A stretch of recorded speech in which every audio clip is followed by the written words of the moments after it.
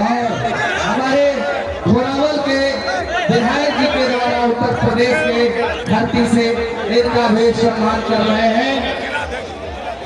अरे आप लोग जी के द्वारा हमारे जो ठाकुर प्रसाद महतो हैं उनके द्वारा भी सम्मान और आदर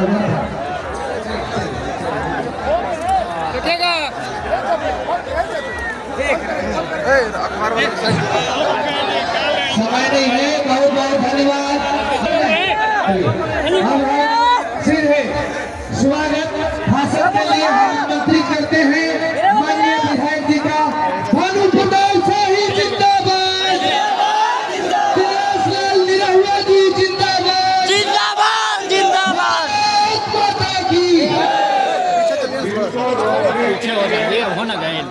झारखंड सरकार ने 5 मैदान हेलीकॉप्टर और परमिशन को रद्द करने का काम किया।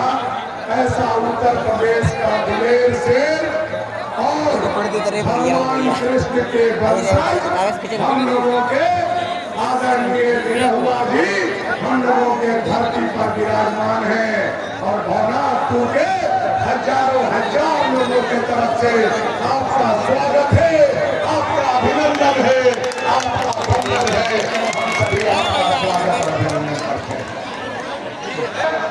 और आप समझ रहे हैं कितना चेष्टा के बाद निरहुआ जी रिक्शा वाला भैया पहला बार भवनाथपुर के धरती पर आए हैं तो कम से कम इनका स्वागत जय घोष के साथ होना चाहिए।